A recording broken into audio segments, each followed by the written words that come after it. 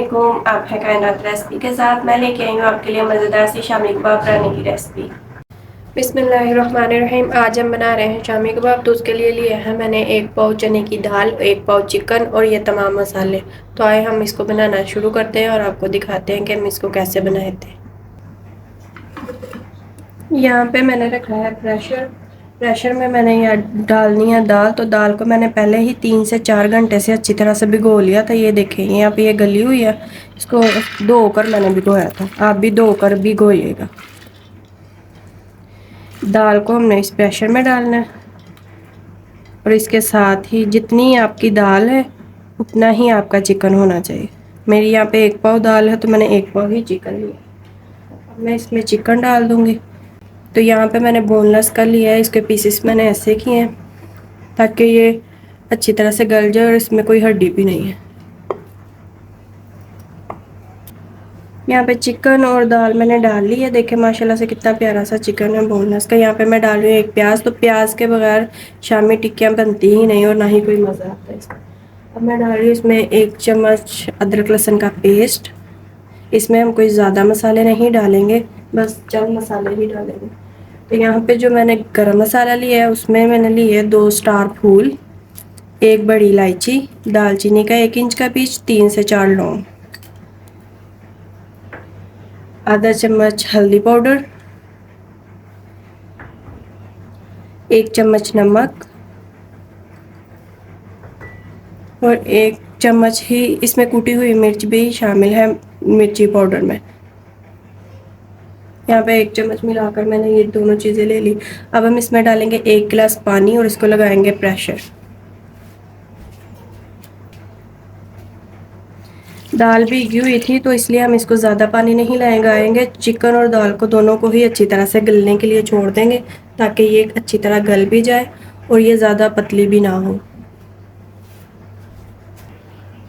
यहाँ पे मैंने इसको वेट लगा दिया है। 15 से 20 मिनट तक हम इसको चेक कर लेंगे।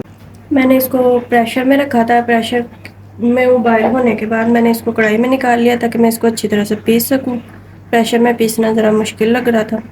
तो अब इसके में से जो हमारा गरम मसाला है वो मैं इसमें से निकाल लूँगी। ये देखें ये चीज़ें मैं निकाल दूँगी और चिकन को और दाल को हम अच्छी तरह से पीस लेंगे। तो मैं आपको दिखाती हूँ कि इसको हमें चूल्हे पे ही पीसना है। आप चाहे तो आप प्रेशर में भी पीस सकते हैं। मुझे ज़रा मुश्किल लगती है, अभी इसमें हल्का सा पानी है तो इसलिए मैं इसको चूल्हे पे ही रहने दूँगी और इसके अंदर ही इसको अच्छी तरह से पीस लूँगी। पानी भी खुश्क हो जाएगा साथ साथ और ये अच्छी तरह से पीस भी जाएगी। तो यहाँ पे मैं इसको पीसना स्टार्ट करने लगी हूँ। तो यहाँ पे मैंने इसका इस्तेमाल किया है। इसको इसके साथ मैं अच्छी तरह से पीस लूँगी। यहाँ पे मैंने इसको चूल्हे पे ही रखा हुआ है। ये देखिए यहाँ से ये आहिस्ता आहिस्ता से पीस रही है। मैंने इसको अच्छी तरह से पीसना है। अभी ये इसको और पीसना है। यहाँ पे देखिए माशाल्लाह से कितनी अच्छी सी पीस चुकी है हमारी दाल गोश्त। और इसको मैंने चूल्हे पे ही पीसा है और ये खुश्क भी हो चुका है। तो अब मैं इसमें कुछ मसाले सूखे ऐड करूँगी जो कि जिसमें कि ये ज़ीरा है, 1 चम्मच ज़ीरा, 1 चम्मच धनिया पाउडर, आधा चम्मच गरम मसाला। ये मैंने इसलिए बाद में ऐड किया है ताकि इनकी बहुत प्यारी सी खुशबू आ जाए। इसको हम और खुश्क कर लेंगे और उसके बाद इसको हम निकाल के ठंडा कर लेंगे। यहाँ पे ये हो चुका है ठंडा। तो ठंडा होने के बाद मैं अब इसमें डालूँगी 6 से 7 हरी मिर्चों को मैंने बारीक बारीक काट लिया था। इसको हमने स्टार्टिंग में नहीं डाला था, एंड पे डालना है। यहाँ पे मेरे पास पुदीना है तो पुदीने को मैंने उसको भी बारीक बारीक काट लिया था। पुदीना डालने से बड़ी प्यारी सी खुशबू आती है। जो मैंने सूखे मसाले एंड पे डाले थे उनकी भी। यहाँ पे हम धनिया पाउडर डालेंगे 2 से 3 चम्मच। और अब हम इसमें डालेंगे, यहाँ पे हम इसमें डालेंगे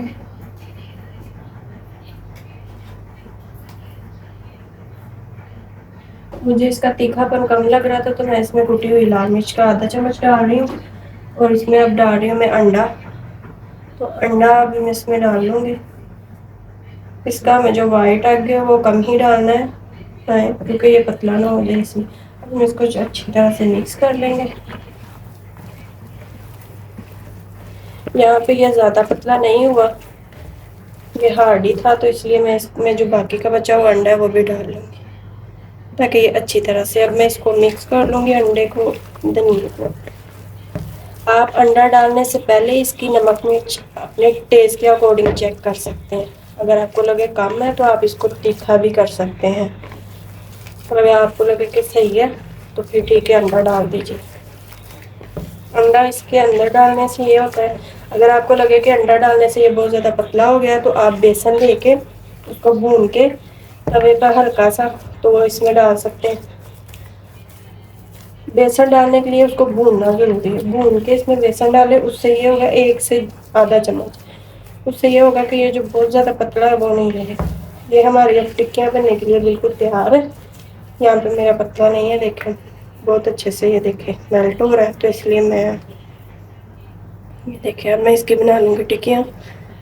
यहाँ पे ये देखें इसके चिकन के रेशे भी कितने प्यारे से बन गए। तो यहाँ पे मैंने जो बनाए हैं शामी कबाब, ये मैंने अंडा बीच में डालने वाले बनाए हैं। इसको मैं इसके ऊपर ना मैं दोबारा से अंडे की लेयर नहीं दूंगी, इसको मैं ऐसे ही फ्राई कर लूँगी। तो हम टिक्कियाँ बनानी स्टार्ट करते हैं। तो उसके लिए आपको हाथों को पहले अच्छी तरह से धो लेना एक बार। धोने के बाद हाथों को हल्का सा घी लगाना, उसके बाद इसकी टिक्कियाँ बनानी स्टार्ट करते हैं। हाथों को अच्छी तरह धो के मैंने इन पर लगा दिया हल्का सा ऑयल, ये देखिए यहाँ पे मैंने ऑयल ही कर लिया है। अब मैं इसको टिक्कियाँ बनाना स्टार्ट करूँगी अपने हिसाब से। इसको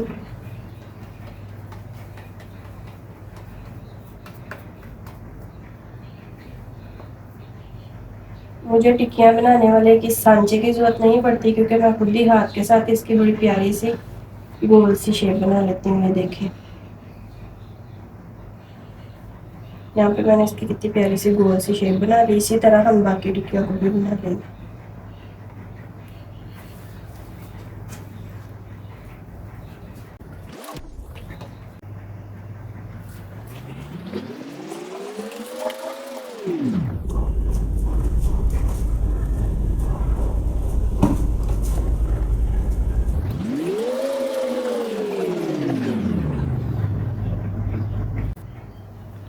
अब आप मेरी रेसिपी को देखकर अगर रेसिपी बनाते हैं तो मुझे ज़रूर बताना कि आपकी रेसिपी कैसी बनी।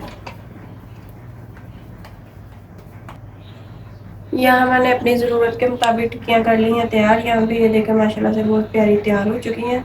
अब हम इसको कर लेंगे फ्राई करने से पहले मैं आपको ये बता दूं कि अगर आप इनको फ्रीज़ करना चाहते हैं तो इसी तरह एक बॉक्स लें, उसमें एक बटर पेपर रख लें, अगर नहीं भी रखे तो चलेगा। उस पर इसको डबल करके इसको रख सकते हैं। अगर आप ट्रे में फ्रीज़ करना चाहते हैं तो इसी तरह इसके ऊपर एक राइपर रख के इसको आप फ्रीज़ कर सकते हैं। यहाँ पे मैंने लिया नॉन स्टिक का तवा, उसके ऊपर मैंने घी डाल लिया। आप चाहें तो इसको नॉन स्टिक के फ्राई पैन में भी बना सकते हैं। मैंने इस पर कोई अंडे की कोटिंग नहीं की, क्योंकि अंडा मैंने इसके अंदर डाला है, तो फिर उसको पका लेंगे।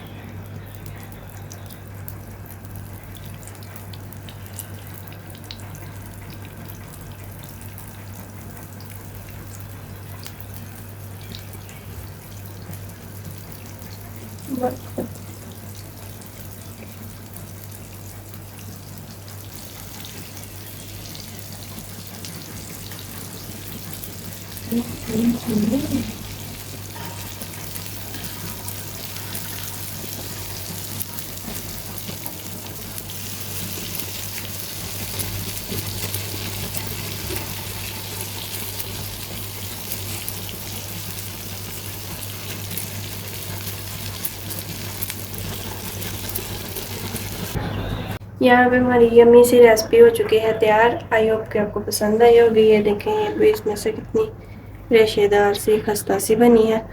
तो आप इसको रायते के साथ भी इस्तेमाल कर सकते हैं, केचप के साथ भी। आई होप कि आपको पसंद आई होगी। मेरे चैनल को सब्सक्राइब करें, लाइक करें, ताकि मैं इसी तरह आपके लिए अच्छी से अच्छी वीडियो ला सकूँ। अल्लाह।